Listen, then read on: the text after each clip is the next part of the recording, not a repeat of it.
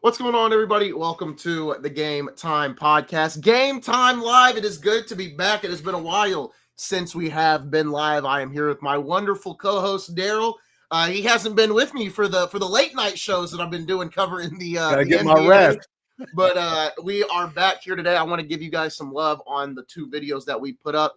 The Luka video from I think last night did 300 views. The Wemby video did 500 views. So thank you guys for all the support on those two videos. Big thank you to Mac Gaddis, the sponsor of the Game Time Podcast. Game Time Live, this new setup on StreamYard you see would not be possible without our sponsor, Mac Gaddis. We've got another interview in the building today, folks. Last week we have Corey Alford, but we have some Warren Central love in the building here today. It's an all Warren Central cast. For this interview, we have Walter Offutt in the building. Walter, how you doing today?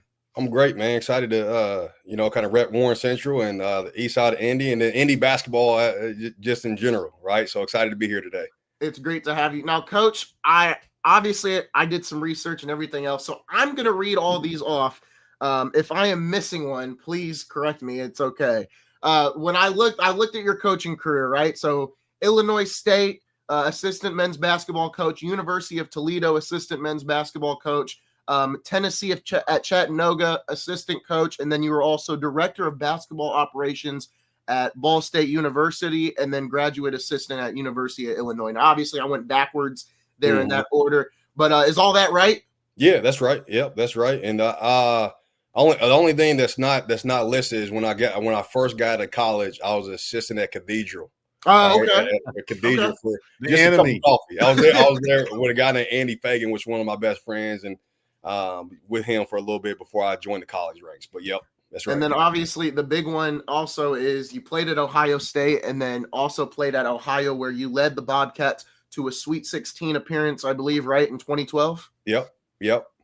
So there's a lot we're gonna go over here today. But Walter, I wanna start with you and give you the chance to kind of introduce yourself to our audience, and what did you love so much about coaching, and then obviously your time as a player as well. Well, yeah, sure, man. I grew up, and obviously you guys are Indy. You guys know how important basketball is to the state of Indiana. So, grew up. I got good at a young age as far as basketball, and I actually got my first scholarship offer, and I think it was in 8th grade by Xavier. It was by Xavier when Thad Mata was at Xavier. Really? Yep.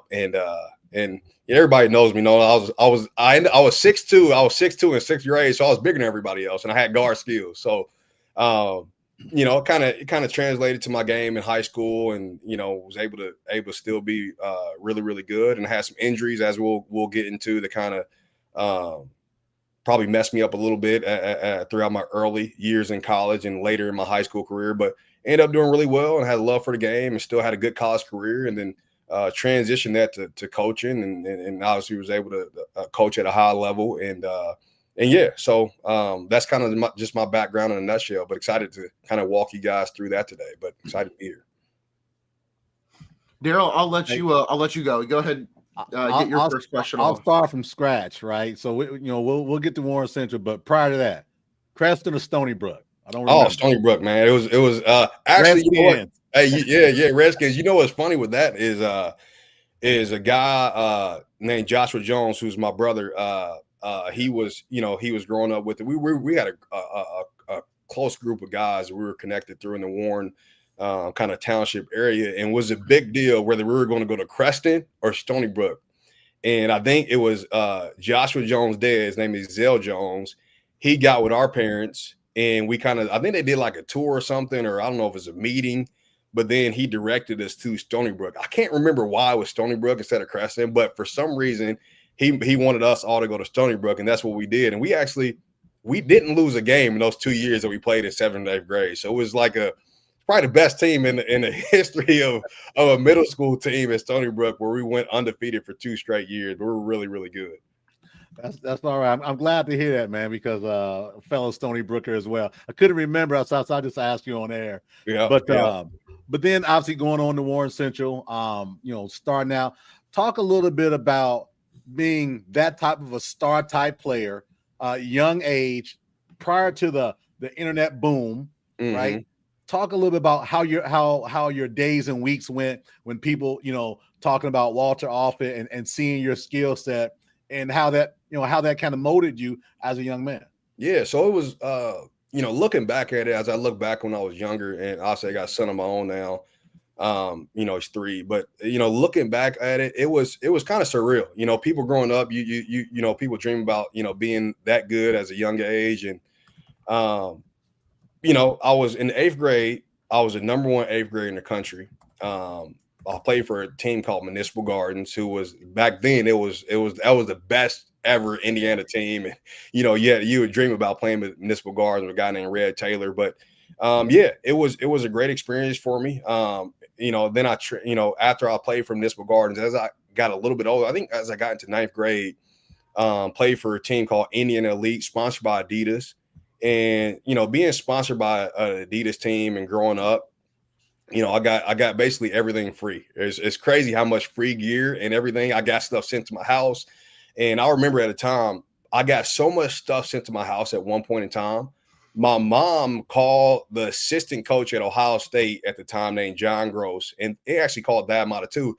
And my mom, she said, "Hey, is this stuff legal that my son is getting?" And they said, and my mom's Darlene. They said, "Darlene, yes, it is legal that since your son is sponsored by the Adidas team, Indiana Elite, Adidas can give him as much gear and shoes as he's. I would get stuff sent to me, 10 pairs of shoes, 15 pairs of shoes. They would send me clothes. They would send me gear. They would send me. I had a guy in my contact. I remember the guy. I'm not going to say his name, but I would literally text him and say, "Hey, can I get this, and this?" And he'd be like, "Yeah, that's right. Well, you can get it. We'll send it to your house next week. Actually, it might be a couple weeks because I got something else going on, but I'll have it to your house." And literally boxes and boxes of stuff would get sent to my house. And again, I was a top 10, whatever player in the country at that time. But that's how players was treated back then as far as the pinnacle, right? And had posters around the Warren Central or school. So it was good. It was good. Had a lot going on, but it was good. But with that comes a lot of injuries that I had after that, which we'll get into. But yeah, it was a good experience. Well, so with that said, so you get this gear, you're thinking like, man, I'm on top of the mountain. What kept you humble? Because I've talked to enough people who've talked to you, and everyone said humble. Yeah, no big time. And what caused that? You know what? I was a person that kind of kept. I kept a close group of friends around me. I kind of didn't do too much partying and going out this and that when I was younger. I was so busy with basketball at the time, like with AAU basketball and school basketball, and I kept a close group of friends around me. So I was kind of just to myself at the time. So that probably kept me humble. A lot of people in high school was like, "Man, Walt don't talk to me. He don't do this with me or whatever." But I just I was so focused at the time, and I had so much going on as far as before I was committed, Matt Painter was coming to see me. Steve Offer was coming to see me at the time with Iowa, and I had Dad Mata coming to see me, and all these different things that are going through my mind, and so many people trying to contact me and get in touch with me. So I was so focused on just being the best I could be at the time as a player that I kind of just stayed locked in. So and then obviously transitioned to my 10th grade year, I committed to Ohio State. So it's a lot going on at the time, especially as a high school kid, when you got so many people that's trying to get in contact with you, and my parents, and thinking I was going to go pro at that time. So it could be a lot for sure as a young kid growing up.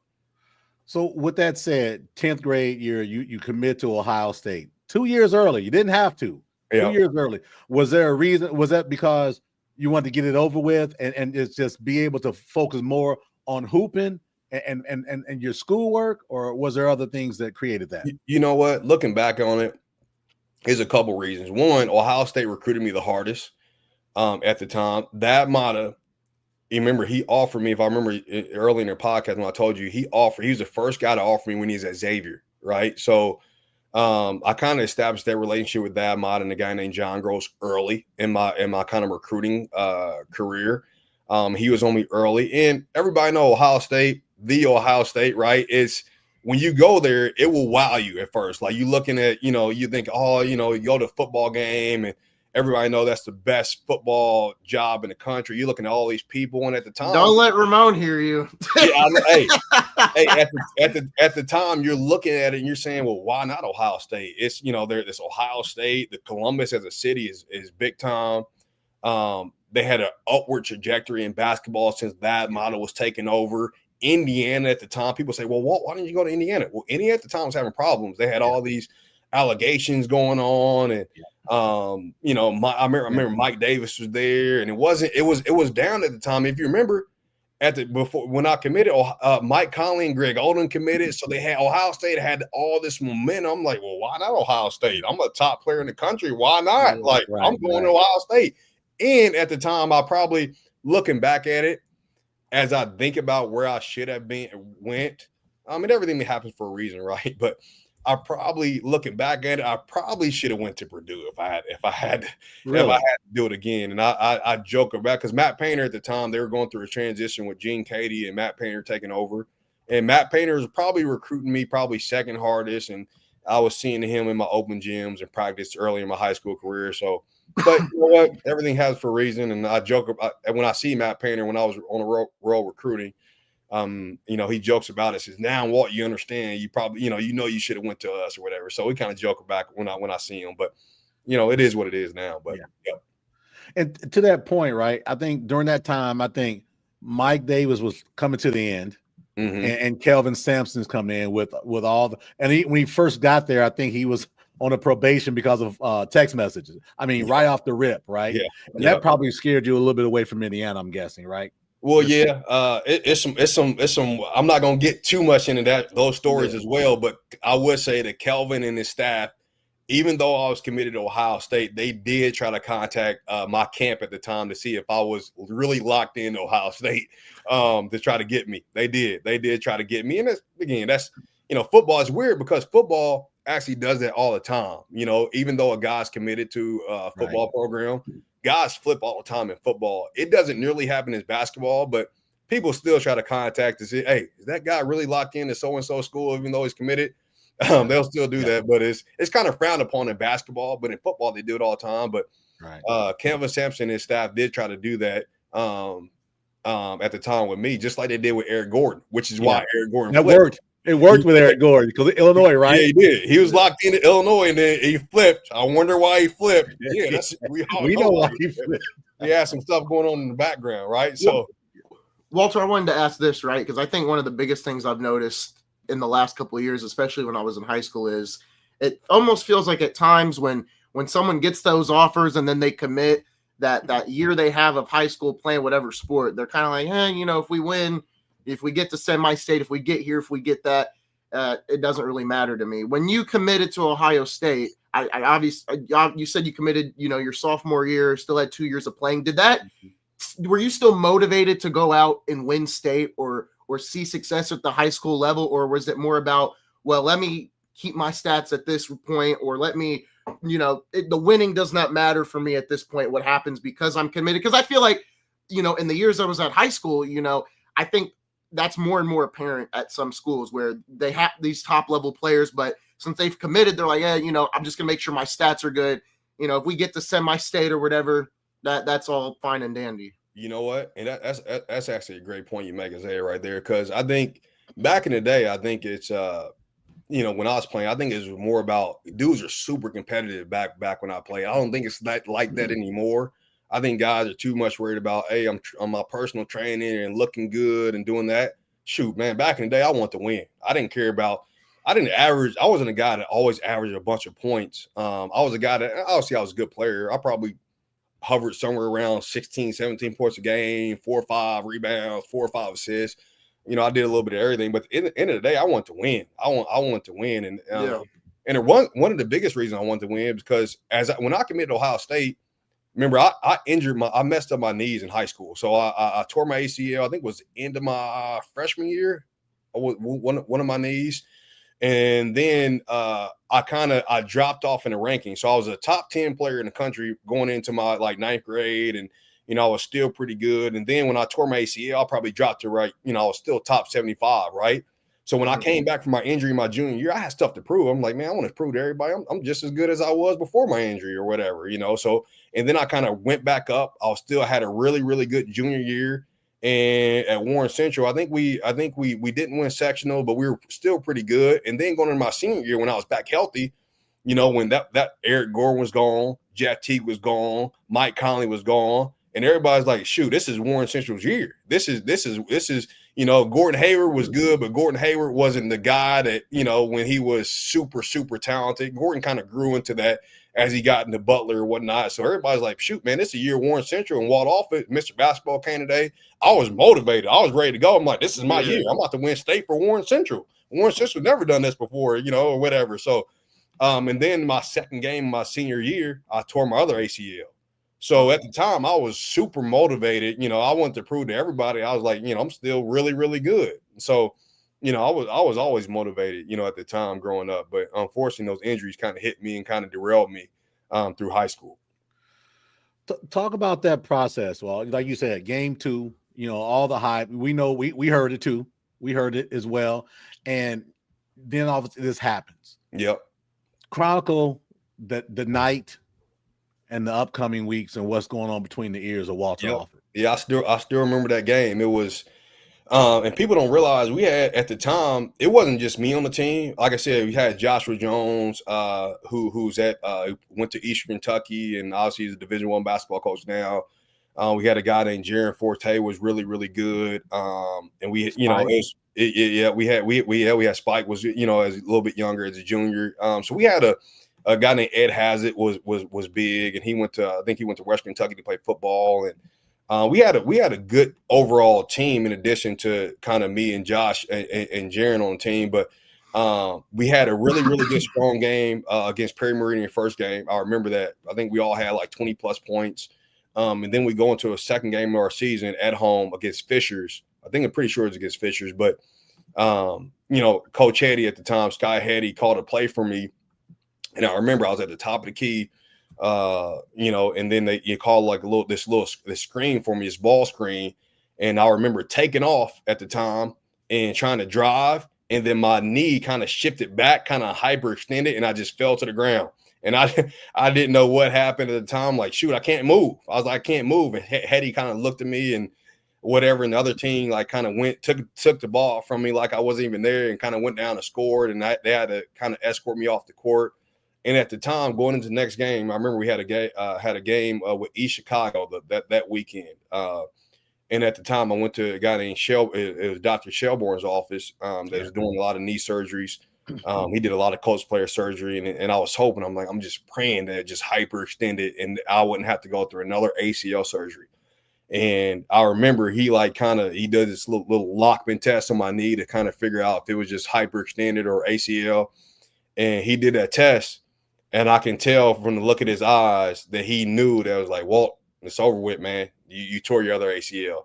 And I just broke down crying in the room. And that goes my Mr. Basketball candidate, that candidacy, and that goes me being healthy from our senior year. And it was a messed up deal for me at the time, especially as a young kid going through that again, your second ACL, and you know, Mr. Basketball candidate and Indiana All-Star and all that. And it was a bad deal for me, man, going into that. But you know, things like you said, things happen for a reason. In my life, and Isaiah's life, your life as well, right? So coming out of that, you still have the opportunity to go to Ohio State. That wasn't taken away from you. An education situation. Your parents there supporting you like no other, right? The people who were really true to you, you knew who they were then. You had no idea. Maybe you wondered, but after that second ACL, you absolutely knew 100% who was in your corner, right? Oh, yeah. Yep. And with that said, going to Ohio State, you know, pretty decent freshman year. You know, well, your first year of playing, rather. Yep. What were you thinking at that point? You know, at that point, what are you thinking? You know what? I'm thinking that, hey, I'm gonna get back healthy, and I'm gonna be the guy that they need me to be. Because at the time we had a Ohio State. I think we had a top 5 recruiting class in the country. We had a guy named BJ Mullins, that was coming in. He was a center. He's like a top 10 player in the country. We had a wing named William Buford. He was top 15 in the country.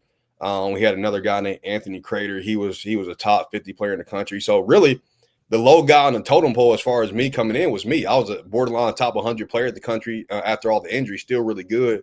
But I was recruited. People who know me, I was recruited for my intangibles a little bit. I played really, really hard.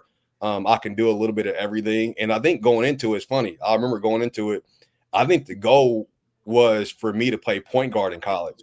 And that's what they wanted me to play. And I actually started off in preseason workouts as a point guard.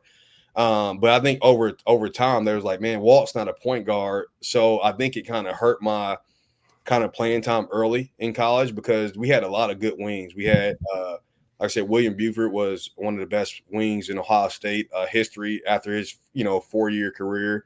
We had a guy named David Lighty who was really, really good at Ohio State. John Diebler was one of the best three-point shooters in the country. Evan Turner, who was a number 2 draft pick. So I kind of got stuck behind a lot of wings, and I played a little bit my freshman year, not nearly as much as I wanted to. But it was a great learning experience for me to be behind those guys. I learned a lot from those guys, but that took a lot from me to kind of sit the bench and kind of just clap, especially as a player that is used to playing and used to being the best player on the team. And that happens for a lot of guys, to be honest with you. So.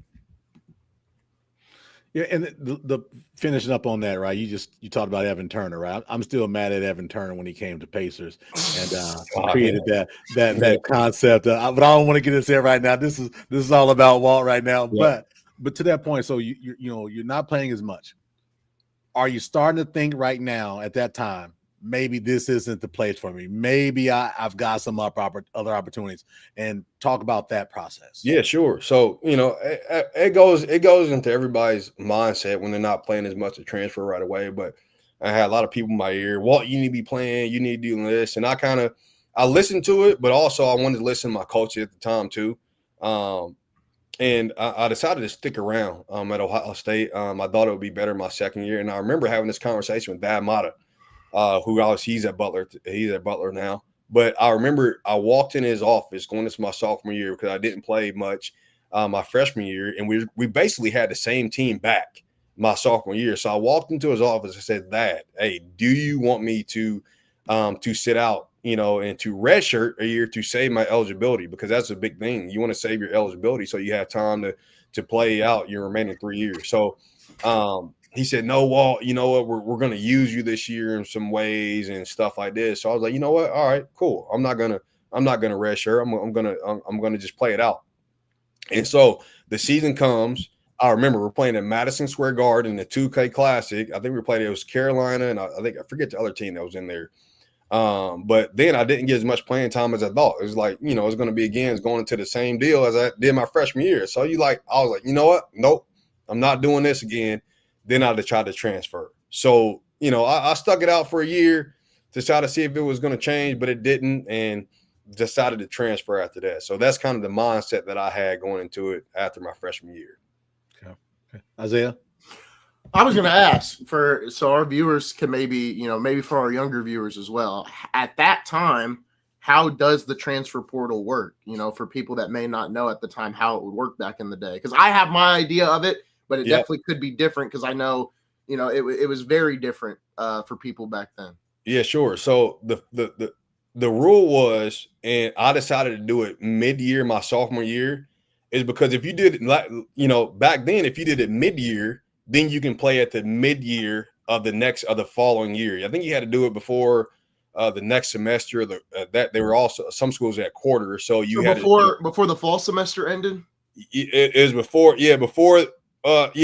the fall semester ended, and you had to be enrolled at the spring semester, I believe, at the new school. So it's between that window of like winter break or whatever. You had to enroll, and so I wanted to do it before then. So then the next year I can play at the mid-year the following year.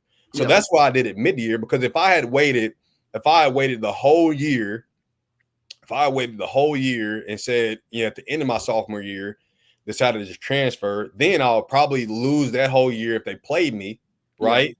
Yeah. And then I would have to sit out a whole nother year again, in terms of at my new school. And I didn't want to do that. That's why I decided to transfer at the midpoint year. But it's crazy enough, I had to sit out a whole nother year again because people don't know. Actually, before Ohio, I actually went to Wright State for a little bit. And I can get in that a little bit, but it messed me up in terms of my eligibility. It's a weird deal. I actually got a weird story to tell you once we get into it. Once you ask me about it. Share. Yeah, you're all good. Yeah. All right. So it's a crazy story that a lot of people don't remember. So there's a couple people I'm connected to, and when I transferred to Ohio State, I had my camp. A lot of people in my backyard was like, "Walt, go to New Mexico." And a lot of people don't know who was at New Mexico at the time. Steve Offutt. Steve Offutt's at New Mexico. And I had people that were connected to Steve Offutt say, Walt, go to New Mexico. So I took a flight out there in December. My mom was like, I'll meet you out there. It was a long flight. It was a long flight from, I think I probably flew out from Indy. It would have been Indy or Columbus. And I meet my mom out there, and I'm like, man, it's a long flight out here. But anybody who's been in the University of New Mexico in Albuquerque, it's a good basketball spot. They got a good fan support there. Mountain West Conference at the time it's a good basketball conference. So, and my people that connected to Steve off like, Walt, you need to go here. It's a good opportunity for you. And I'm pretty sure I end up committing there. And then like a week later, I got cold feet, and I'm like, it's far away from family and stuff. I don't think I can do this. And Steve Offutt at the time didn't want me to enroll mid-year because their team was pretty much set for that the following year. He wanted me for the following year. So he wanted me to sit out, in addition to sitting out this mid-year, enrolling in December, sitting out that whole year. He wanted me to sit out another year because he's like, Walton, I really don't need you for that year. So that led to my decision. I'm like, nah, I'm good. So then I had to make a quick decision because I was transferred mid-year. So I was like, I got to make a quick decision. So at the time it was between Eastern Kentucky and Wright State. Well, do you remember who's at Eastern Kentucky? It's my boy Joshua Jones. Yeah, right. Joshua Jones, like, I'm like, all right, cool. I go here with my boy, in between Eastern Kentucky and Wright State.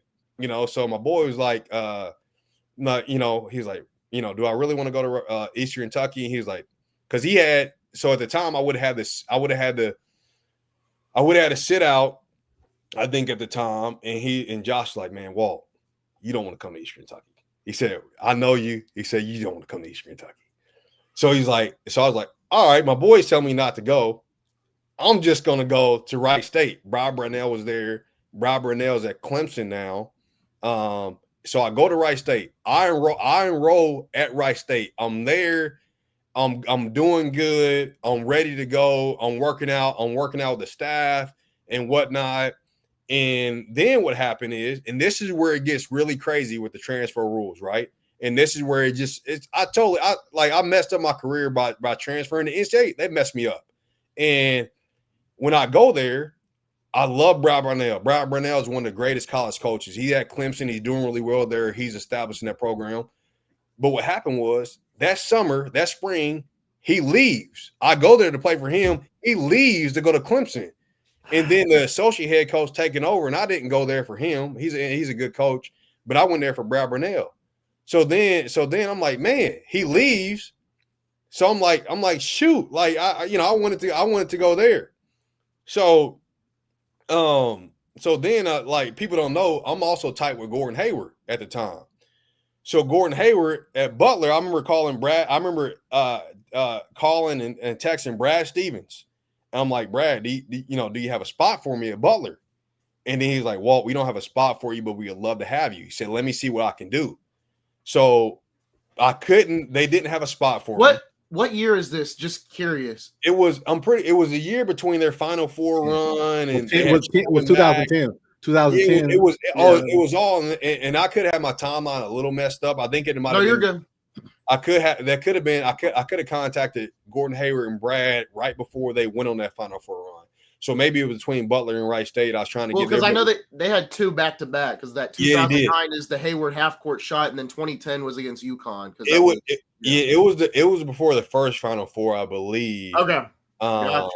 Or the year they were making it. I can't remember exactly, but I contacted Brad in Gordon Hayward to see if I can go there, and they didn't have a spot open for me, but I was almost going to Butler with those guys.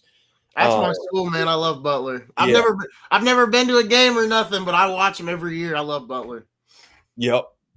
So I did that, and it was definitely a weird process, and then I left Wright State. So I leave Wright State because Brad Burnell had left, and I end up going to Ohio University with a guy named John Gross, who recruited me at Ohio State, because he recruited me as an associate coach at Ohio State, but he leaves to go to Ohio University. So he brought me with them after that whole deal with Wright State and not playing, so I ended up going to Ohio University, but I had to sit out again. So if you think about my career, did barely play my high school years, sitting out a couple years because of injuries. I go to Ohio State my freshman year, I barely play, right, at my freshman year. Then my sophomore year, I barely played because they didn't need me, and then I transferred, and then I had to sit out again. So I was sitting out for like 2 or 3 straight seasons, and then I finally it would have been going into the 2011 year, I think 2011, 2012, and I finally were able to play my junior year at Ohio. I would have been a junior at the time. And then we go to the Sweet 16. I was all MAC and still had a really good career there. So through a little small little nutshell, that was my career, early on. Reclamation, right? Because I remember that Ohio team, and I remember seeing from afar, man, he's been through hell and back, man. But that smile, seeing, the joy, right? It doesn't matter if it's Ohio State, Ohio Tech. That you can't replace that joy that you can see on someone's face. So was there a moment we said, finally? Yeah, it was definitely the year we went to the tournament. And it's at that level, it's hard, because it's basically a one big league, right? In the MAC, which is a tough mid-major conference, right? And it's pretty, at the end of the day, it's pretty much you have to win. You have to win your conference to get to the tournament. And we did that. We were really good. We had a good point guard named DJ Cooper, was really, really good. Another player, Nick Kellogg, which is Clark Kellogg's son, was on our team. He was really good.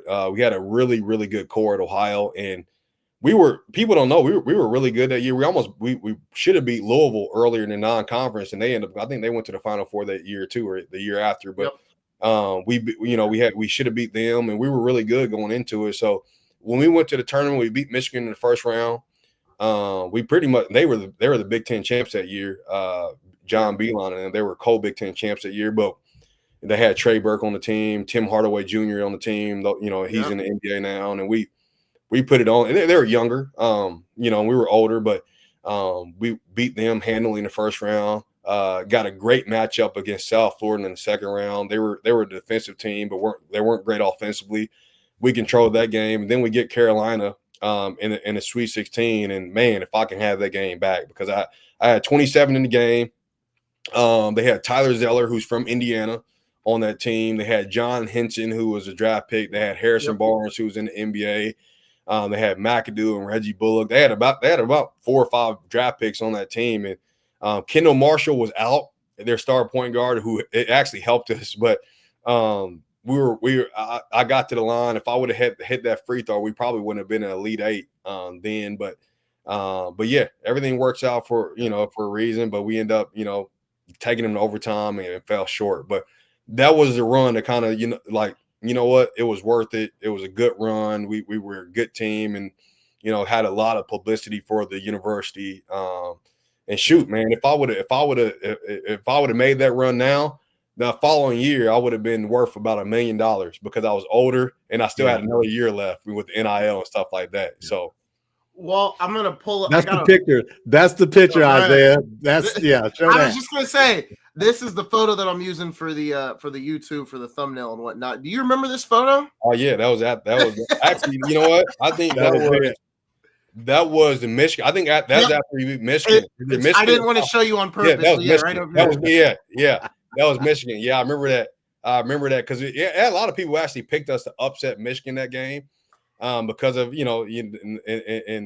throughout you're picking out your brackets or whatever. Everybody a lot of people actually knew our team. It was like, hey, you know, Walter Offutt, Nick Kellogg, DJ Cooper, like, I think we're going to pick them to upset Michigan. And we did handily, really. We controlled the game from start to finish, you know. So, which, you know, looking back at it, I don't know how many more like kind of mid-major upsets you'll see moving forward, just because like the big boys are going to snatch they're going to snatch up the good mid-major players, you know, just because the money and whatnot. And, you know, at the time, you know, I was older. You know, I think about it. I had to sit out a year.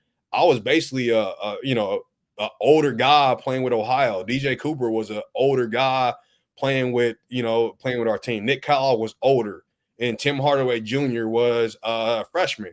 Trey Burke was I think Trey Burke was a sophomore. So people don't know, like, those players are NBA players down the line, but early on when you're playing against older guys, that's a big difference of being in the weight room, being mentally locked in. You know, I've been through a lot of wars. I played with, you know, I was at Ohio State. I was at a high level. So, you know, like that's, you know, me playing against a Harrison Barnes that's a freshman. That's not, you know, that's people don't know. Like, all right, I'm playing Harrison Barnes, but Harrison Barnes is not a fourth year or fifth year Harrison Barnes. He's a kid that just he wasn't Harrison Barnes yet. Yeah, he wasn't Harrison, but he was a top 2 player in the country. And some guys are really, really good when they come out, and some guys are not. They still have to, you know, you're still playing against, you know, I've been in the weight room for 4 years. You know, I've been mentally, I had to sit out a couple years. I've been mentally, I played against Evan Turner. I played against Mike Conley in open gym in the summer and stuff like that. So playing against Harrison Barnes or stuff like that is not a huge deal at the time, you know, thinking about it. So, which is why which is why we upset some teams in the tournament, you know, and got our coach a better job after that. So, well, I want to ask, throughout that whole process, you know, obviously you got into coaching afterwards, after your career. Was there moments throughout your playing career where coaching just became more and more of an idea for you, where you're like, man, I'd like to do this? Like, was there coaches that inspired you to get into it?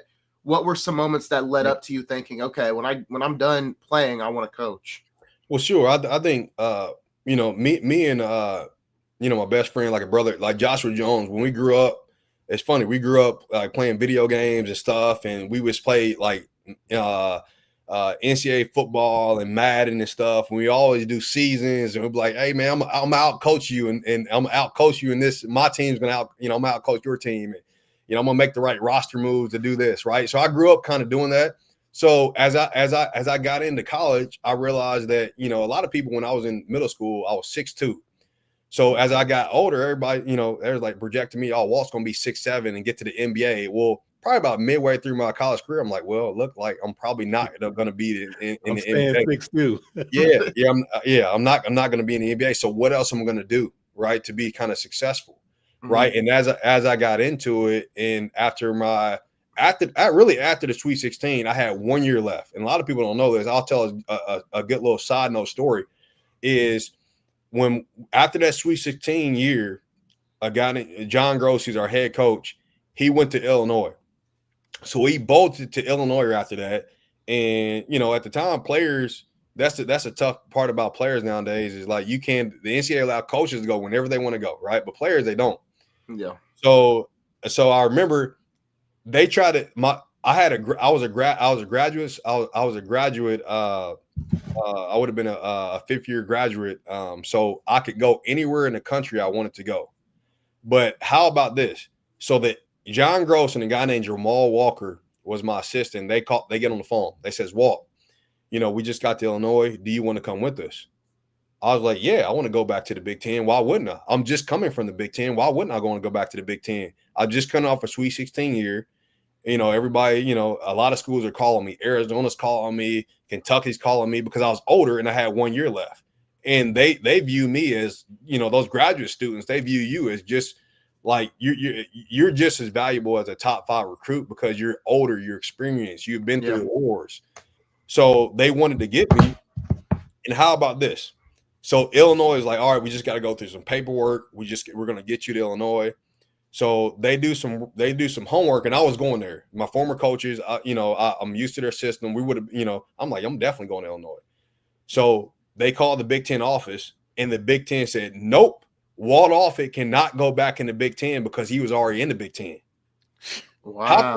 How crazy is that? They said I couldn't go back in the Big Ten because I was already at Ohio State.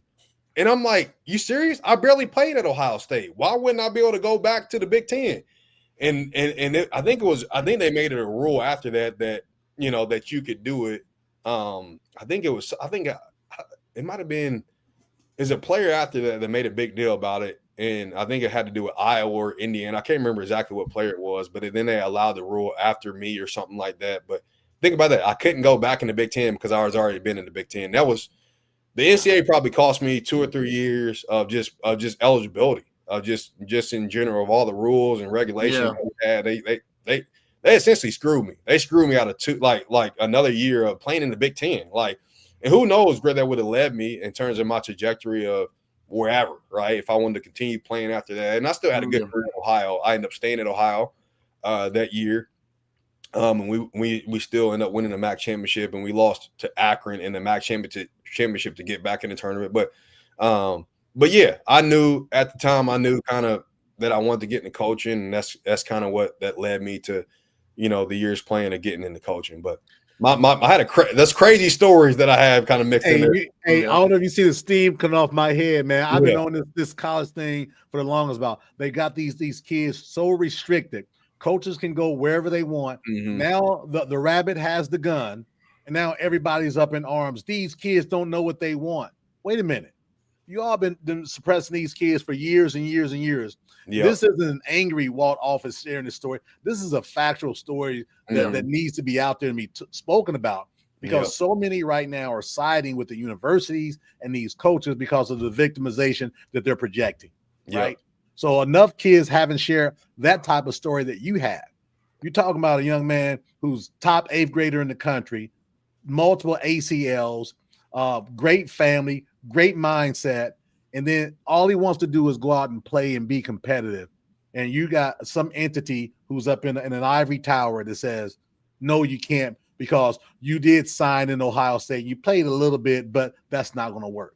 Think about that in the big picture and structure. Think about how many Walter Offutt are out there in this same dynamic. So I'm not going to get too much of my soapbox. Only played 2 real years of college basketball.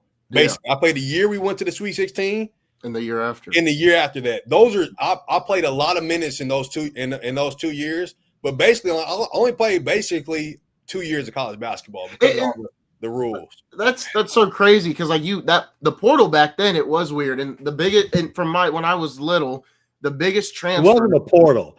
It wasn't a portal, but the biggest transfer that I could ever remember being little was when Everett Golston, who was the quarterback at Notre Dame, went to Florida State. That's like the biggest one I remember. He just said since he was little, Everett Golston. That just seems like last week. But I mean, I think that's because that transfer, he didn't sit out anytime, right? I mean, it was seamless. He left Notre Dame, went to Florida State, played their year right after. Go back to Luke Recker, leaving Indiana, going to Iowa. I mean, you can go on and on, you know. Yep. And I think he had to sit out. I think Luke Recker had to. Did he have to sit out 1 year? That was the rules back then. Where I think you had to sit no matter what, 1 whole year, unless you go JUCO. Unless you went to JUCO and you can immediately play. But right now, no one's doing that. Ain't nobody going Division I to JUCO, then back to Division I, unless you want to. Like, the rules are crazy back then. Thinking about it, and they cost me a lot of years. And shoot, man, like. And it pissed me off with the money too, because I probably could have made a decent change, especially after going to Sweet 16. I mean, the players I talk to college coaches all the time. I know I still got friends from head coaches in the SEC and people in the Big Ten I still talk to. The money that these guys are getting right now, it's wild. It is great. To be honest with you, I love it. I love it to a certain degree. Now, does it still need to be some type of regulations on it? Yes, but you know, it does need to benefit the players to some degree. It does, you know, because you don't want situations like me where, you know, you just get stuck in the shuffle and your coaches leave and stuff happens throughout college you can't control, whether it be injuries, whether it be the guy you're playing for that benefits you leaves. It stuff happens in college that you just can't control, that you should be able to, in some regard, leave and be able to play and have a good career. So that's a good point. You know, one of the things we've talked about on this show multiple times is players getting money. So, well, they shouldn't get this money. Listen, less than 2% of those players are going to be playing professional, right? Yeah. What is wrong with a guy being able to stack 6 figures, low 7 figures, to put himself or his family in a much more positive situation that they would not have been in, right? Yeah. It just seems like it's almost like we want to just keep you down, right? Yeah. And that's what kind of the conversation is, right? But I'm glad, you know, there's a place for guys getting paid. But to your point, yeah, guardrails need to be in place. But work with the students, work with the athletes, work with the agents. Don't make it an individual decision by the NCAA, like keeping Walt from going to University of Illinois after playing spare time in Ohio State. That's what the difference is. And that comes with an ego perspective that the NCAA right now is just is not, I don't think is ready to relinquish. Yeah, they need to, you know, they need to have some type of, and the problem with it is now is so many decisions that need to be made that it's tough to have regulations because they waited so long to put stuff in place. If they had back in the day, if they had made like kind of just step 1, step 2, if they had made changes back then, it would be easier to make kind of some of the necessary changes now. But the problem is they waited so long that they need to make all these changes at once, and now it seems like it's a lot for everybody. And you know that's the biggest issue. It's a lot because they waited so long to make changes. So, you know, it is what it is now. You know, because your players are definitely benefiting for it, and it's it puts a lot of coaches, and it's hard for coaches, right? Because you're basically every year you're re-recruiting your team, and that's hard. It's hard to re-recruit a team at the college level that you need to be competitive, because there's so many, back in the day is, you should look back in your roster and be like, all right, Walt Offutt is sitting out. We know we can bank on having them, right? We can, instead of we got to sign 2 or 3 guys. Well, now, shoot, you got to sign 8 or 9 guys or 10 or 11 guys. And that's hard to do, right? And that's hard to do. And that's hard to puts a lot of pressure on your staff. And trust me, I know because I lived it, right? It puts a lot of pressure on your staff to, if you're doing it right, to be able to shoot, man. It'd be certain times where, when I was coaching, obviously it'd been a couple years ago, but I'll put a lot of pressure on myself to like deliver for the guy that you're working for, because you want to be able to say, hey, I'm crossing my T's, dotting my I's, that I'm gonna recruit the best player for us to be successful in this program. That's what you want to do.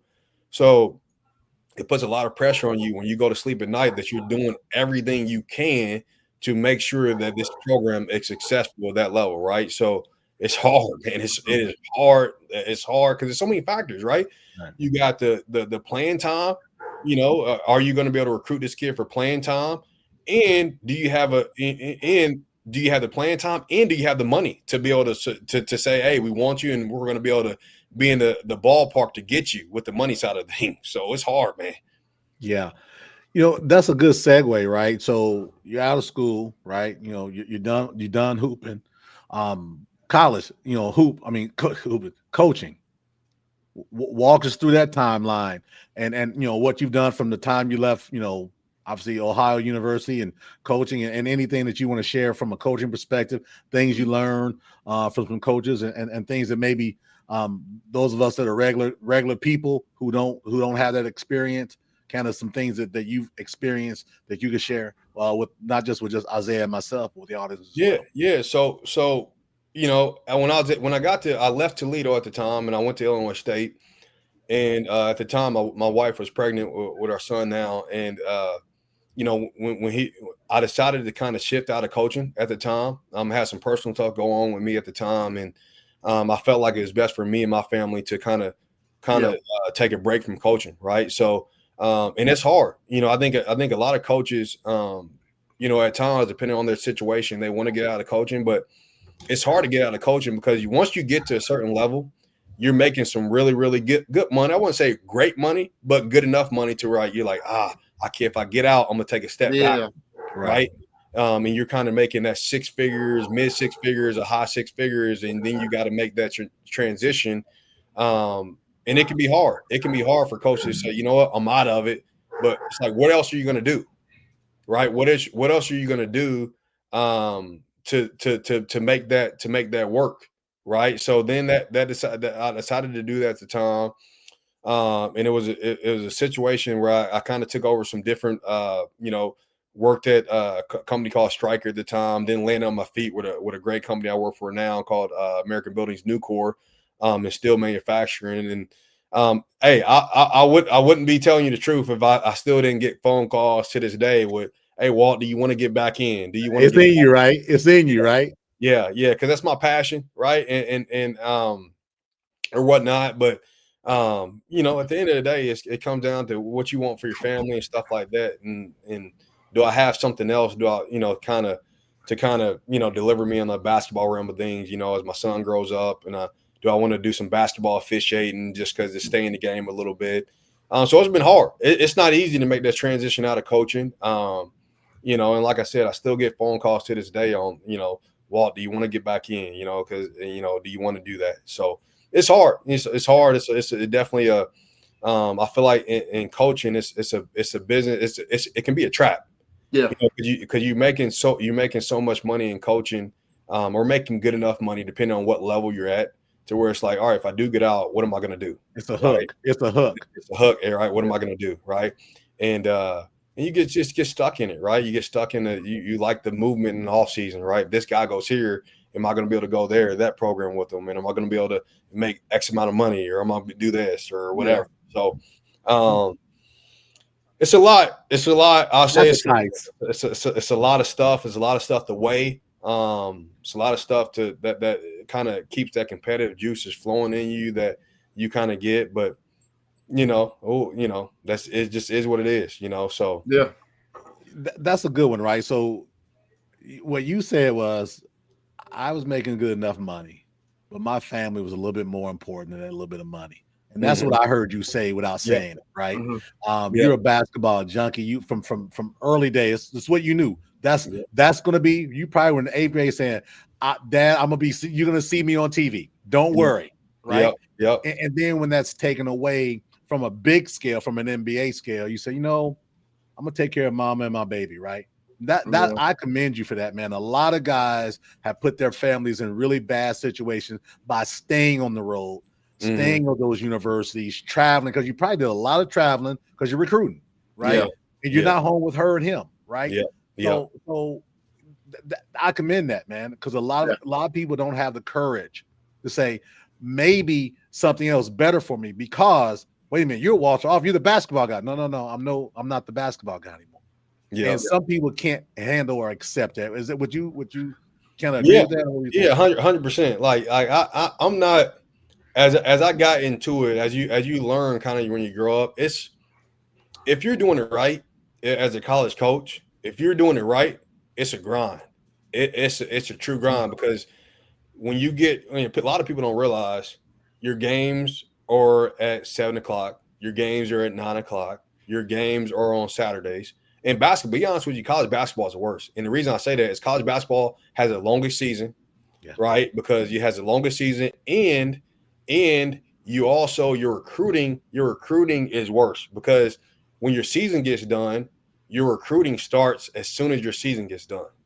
So you're on the road, you're traveling, you're doing a lot of your recruiting is at night. It's your recruiting calls, meaning you're not calling parents during the day because they're at work. So when you get home, when you finally say, all right, I'm at home. All right, come on, family time. Oh, shoot, I forgot. I got to make 6 calls.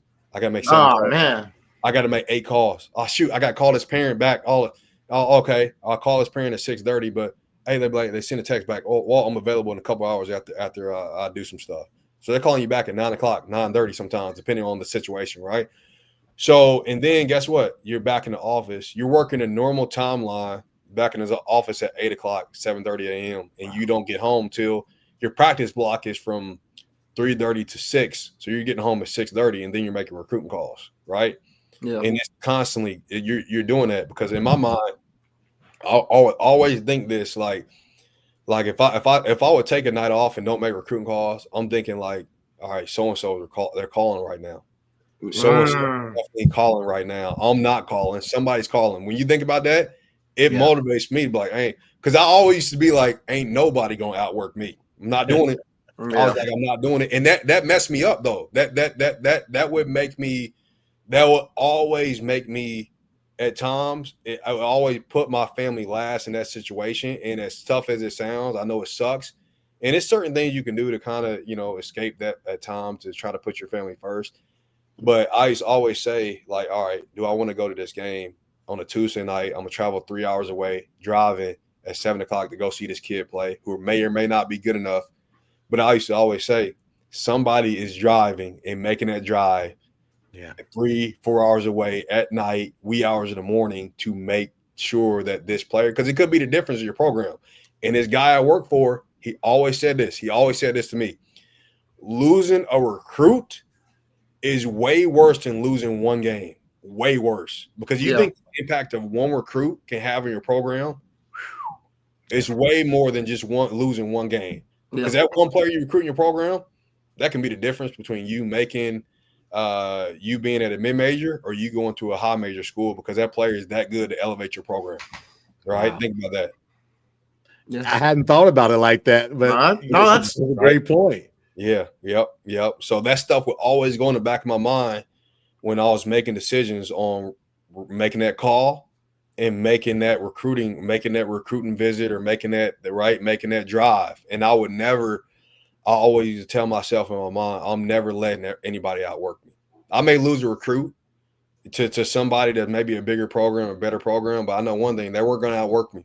Nope, they weren't going to do that, right? So, and that was one of my good traits as far as being an assistant coach, but as being a family man, that was one of the worst, right? Because I'll always go the extra mile to make that call, to make that trip. Always. Yeah. Always. So, no, that's a good one there, man. That's real, right? That's the real thing that we don't talk about, right? Because it's behind the scene. You got the suit on, you're making six figures, and you're driving a nice car, but behind the scenes, man, things are crumbling. There's a lot going on. There's always a lot going on, man. It's one of those deals where, I'm watching all these football guys, right? And you think James Franklin, who just got at Penn State, they paid him $50 million or whatever to get rid of him, right?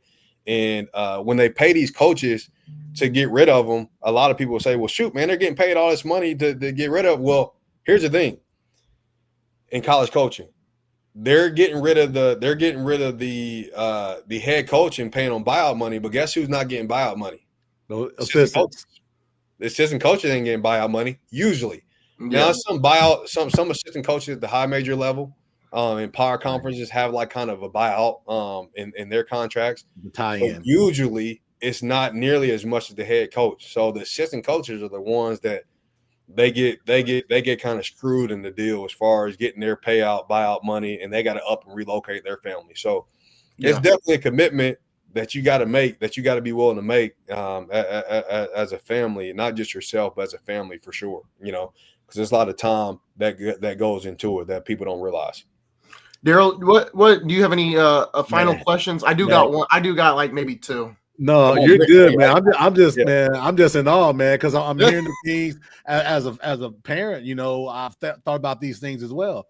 Going on vacation with Daryl Jr. We're on vacation. I'm taking my laptop with me. When I got home, I was told, don't ever do that again, because it wasn't a vacation for us. You were working, right? So that kind of brought my mindset to that, man. But good point. But go ahead, Isaiah. Do your questions. I'm good, man. I think the one I was going to ask, when it came to coaching, right? Obviously, there's nothing probably like coaching at the college level for you. But I also would bring up, also at the high school level. Would high school interest you as well about going into coaching if it was a head coaching role or stuff like that? Because you're starting to see a lot of these pro players or college players kind of go back to their high school. Indiana, there's a certain NBA player that went back to his school, and then you're kind of seeing it trickle even down to the universities, right? Gordon Hayward just went back to Butler and stuff like that in a GM role, I think, of sorts. So would there be any interest for you at the high school level as well? Less traveling, stuff like that. Well, it has to be the right fit. I kind of thought about that over the past couple of years when I'm kind of working for my job, doing now, and I have time to kind of do something on the side. And that's why I kind of leaned on officiating basketball, because I can still, impact the youth a little bit. And, the game needs good officials. As crazy as it sounds, it does. It does. Some bad officials out there, right? We know. We definitely know. Yeah. Don't know the game enough, and I know the game enough to be able to impact it. So that's why I kind of leaned on that. But sure, 100%. Like I think, impact, and the thing about the high school stuff is you still have to have time for that, right? You want to do it right. Yeah, very true. And it has to be the right fit as far as you going back to because right now I still live in Bloomington, Illinois. When I got out, so a lot of things still have to, whether it's Indy or whether it's somewhere else, it has to make sense for my family to kind of do and whatnot. And maybe, right, if it makes sense down the line, but a lot of it has to make sense, right, as far as being in the same area as your family, or my wife's family, she's from Chicago, so that has to make sense. And it's a lot of moving parts with being in high school. And shoot, high school is just nowadays, shoot, you have to, again, we talked about it earlier in the podcast before we got on, right, is you have to, nowadays kids just up and leave your program. It's not like it was back then. You have to, you got a lot of moving parts. We're like making sure kids stay where they are in prep schools and stuff like that. It's not the same. So, yeah. I was going to ask you that right to that point, right? So being biased, everybody knows I'm the Warren Central bias on this podcast. Coming back home, right? Greg Graham did it. Guy I went to high school with. He did it. Didn't seem as though from afar that the love wasn't there. Moved to the East Coast, if I remember right. Star player from Warren Central, obviously. Another star player in yourself. How much have you had conversation with people here at home about coming on home, Walt? Oh yeah, how's that been? Yeah, it was a couple of times I had a conversation with some of the higher ups at Warren when I was dabbling in it a little bit. And I actually probably could have got into it. I think a couple of years ago. It might have been when Chris Byers left, or was at Franklin Central, and before he took over again. But I was messing with it a little bit on going back, but I didn't feel like it was the right move at the time, and moving my family to Indy. Even though I still have my mom still in Indy and stuff like that, I didn't feel like it was the right move for me at the time. Fair enough. Going back, and the amount of work, because at the end of the day, like, I want to make sure whenever you take a job, you want to make sure you can put your all into it, right? You want to, I think some people, like, they go into it, and excuse my language, they said a half-assed job. That's not what I want to do, regardless of whatever job I take. That would be my advice to anybody that's listening today, whether it's going into college coaching, whether it's doing something else, whether they're doing something on the side. I want to be able to tell whoever my higher up or leadership or boss or whoever the kids I'm working for, that, hey, Walter Offutt gave 120% in its effort in doing that. And if I don't feel like I can do that, I'm not doing it, right? Because that's all I've been. I've been a person, regardless of my situation, whether it be basketball job or a job outside of basketball, I'm gonna make sure I do it right and give 120% effort in doing that. And if I can't do that, I'm not taking the job. That's just who I am. That's who I want. Good perspective. Fair enough.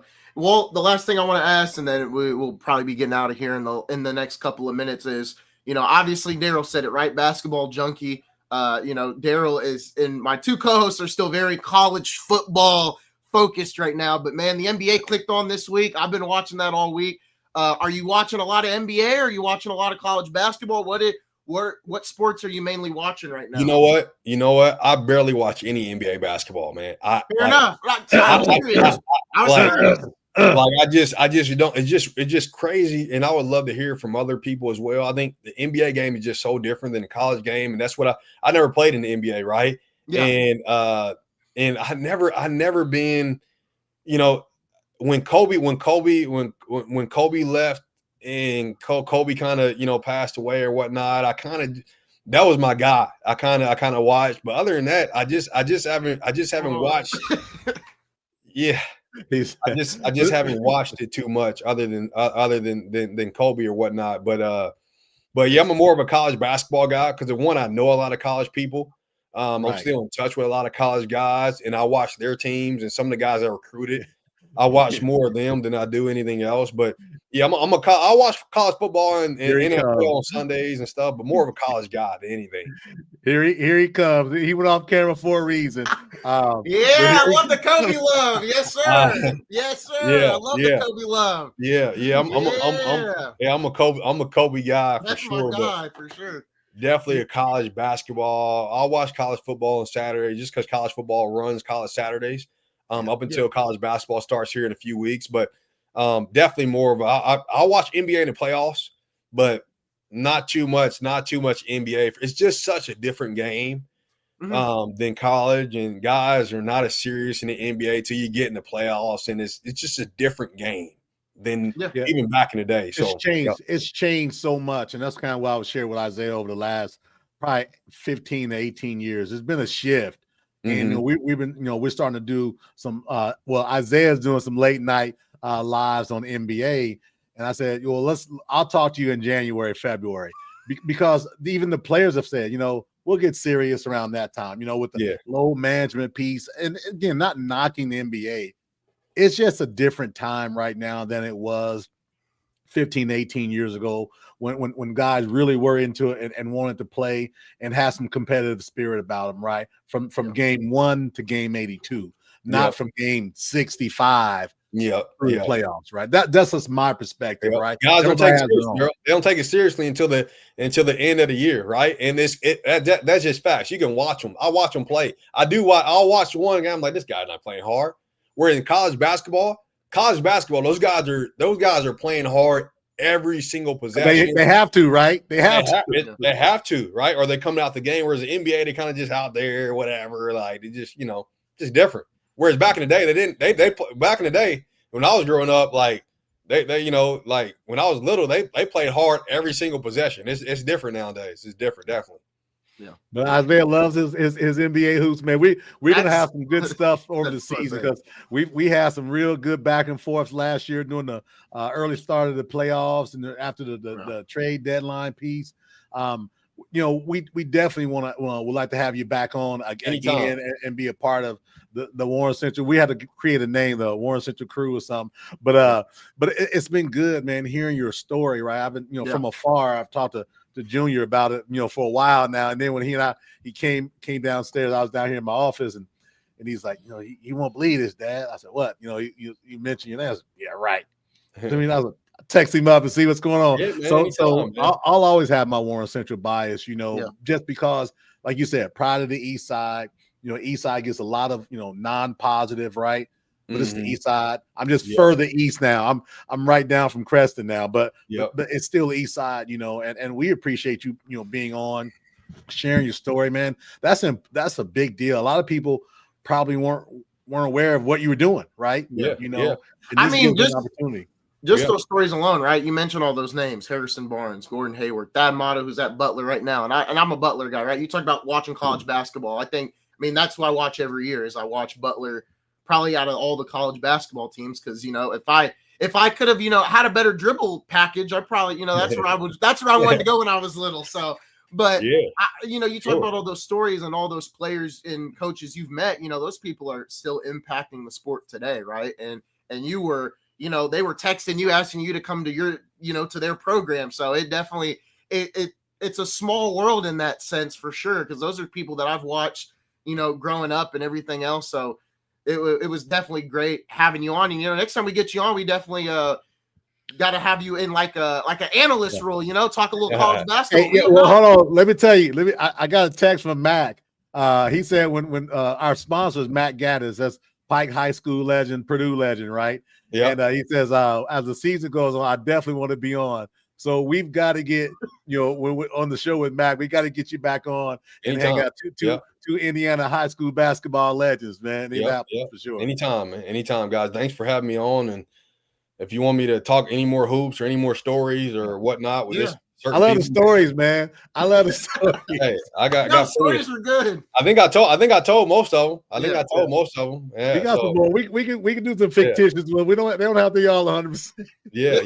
I got some real stories for you. So thanks for having me on, guys. Well, folks, that is going to do it. There should be another late night recap coming up tonight. You know, I didn't put out one last night because there was only 5 games. We got some other games going on tonight, so we'll probably cover that as well. But folks, that is going to do it. Thank you once again to Matt Gaddison. Thank you guys for all the love on the recent shorts and videos as of recently. But that's going to do it for this episode of Game Time Live. Don't forget, later today, me and Daryl will be joining the Crossroads Sports crew to cover college football yesterday, and then me and Daryl will probably go live tomorrow to recap everything in sports. NBA, NFL, college basketball is ramping up as well. So me and Daryl will more than likely be live tomorrow, kind of covering all of that. And then we've got more interviews on the way. I won't name a school or a name, but we do have a big named high school coach that has agreed to come on. Date is not locked in just yet. That's going to do it, folks, for this episode of Game Time Live. We'll see you guys next time.